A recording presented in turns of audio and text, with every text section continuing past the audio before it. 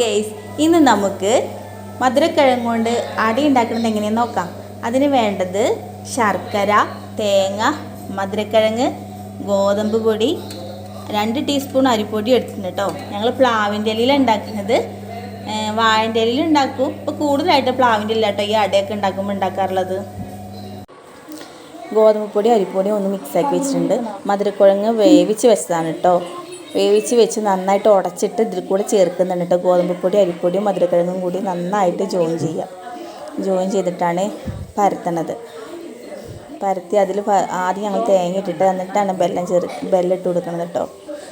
നല്ലൊരു നാടൻ പലഹാരമാണ്. എല്ലാവരും ഒന്ന് ഉണ്ടാക്കി നോക്കി നോക്കുക. അരിപ്പൊടിയും ഗോതമ്പ് പൊടിയും കൊണ്ടൊക്കെ അട ഉണ്ടാക്കാറുണ്ട് കേട്ടോ. ഇലയട ഉണ്ടാക്കാറുണ്ട്.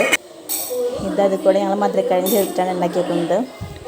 അതിൻ്റെ ഇടയിൽ കൂടെ ലച്ചൂട്ടി നോക്കുന്നുണ്ട് കേട്ടോ. വന്നെത്തി നോക്കുകയാണ്. ഞങ്ങളുടെ വീഡിയോസ് നിങ്ങൾക്ക് ഇഷ്ടമായെന്ന് വിചാരിക്കണം കേട്ടോ. എല്ലാവരും ഒന്ന് സബ്സ്ക്രൈബ് ചെയ്യണേ, ലൈക്ക് ചെയ്യണേ.